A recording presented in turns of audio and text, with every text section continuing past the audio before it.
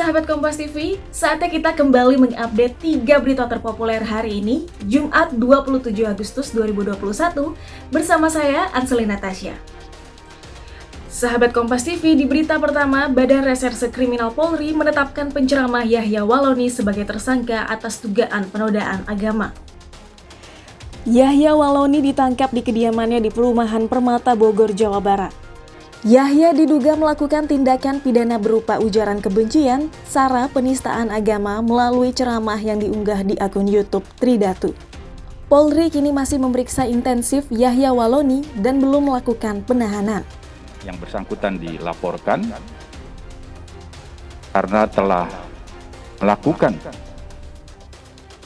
satu tindak pidana, yaitu berupa ujaran kebencian berdasarkan sara dan juga penodaan terhadap agama tertentu melalui ceramah yang diunggah pada video di akun YouTube Tridatu.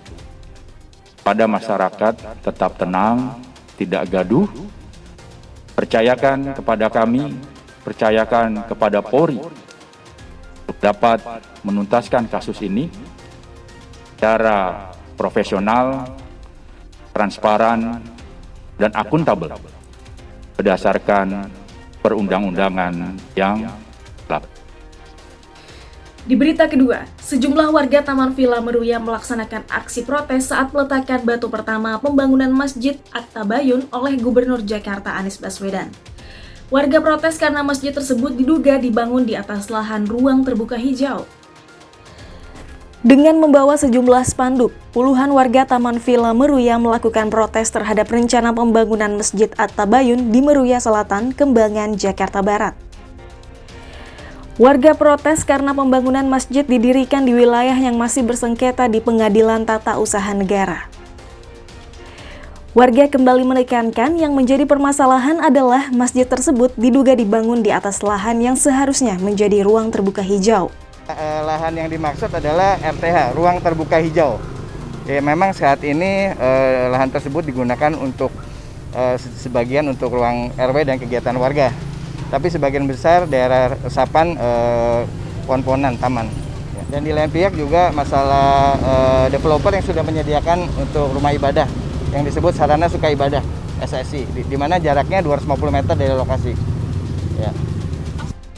Di berita terakhir, Gubernur DKI Jakarta Anies Baswedan menjawab protes masyarakat terkait pembangunan Masjid At-Tabayun di Taman Villa Mutiara Meruya, Jakarta Barat. Berikut liputannya untuk Anda.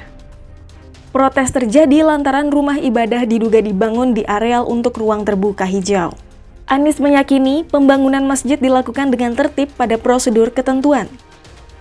Karena itu, Gubernur DKI Jakarta menyatakan keberadaan masjid tersebut tidak bermasalah.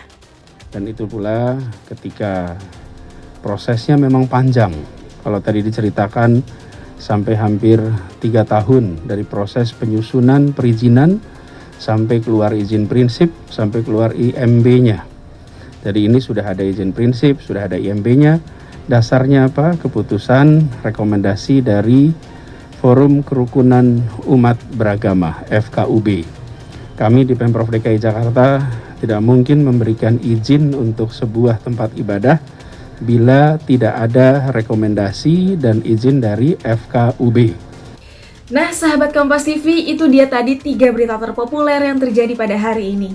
Kalau begitu, saya pamit undur diri dulu, tapi jangan lupa untuk di-like, share, komen, dan subscribe channel YouTube Kompas TV. Terima kasih, sampai berjumpa di Top 3 besok.